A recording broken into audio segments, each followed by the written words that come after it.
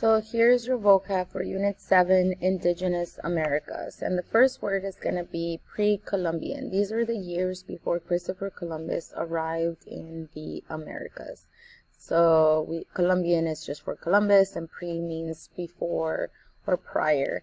So in the Americas, there was a lot of civilizations that existed before Europeans and the Spanish even knew about them.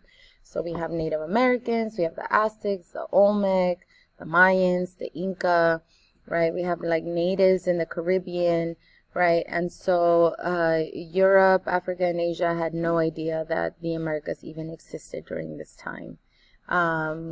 So we call this time period pre-Columbian to show that this is from the time before Columbus arrived and then these two worlds collided or met. We have Mesoamerica, which is a culture region in the middle of North and South America. Included are the Maya and the Aztec. Okay, so we call this a culture region because it's like the people that lived there had a lot of cultural similarities, like they were polytheistic, they kind of ate the same foods, or they had same traditions, or they created similar things.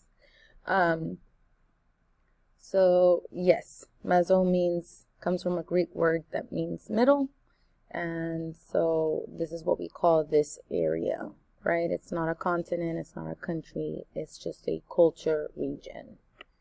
Okay, same with Latin America. It is also a culture region in the Americas where Spanish or Portuguese are the main languages today.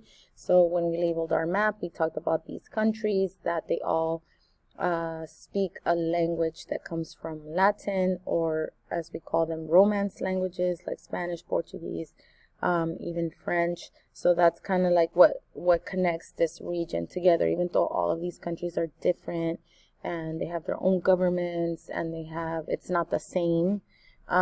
We share that cultural similarity of being from Latin America. Okay, we also have the word mercenaries, which are soldiers who will fight for any group or country that hires them. So during this time, this would have been the Aztecs. When the Aztecs arrived into the Valley of Mexico, they were nomads, right? So they moved from place to place.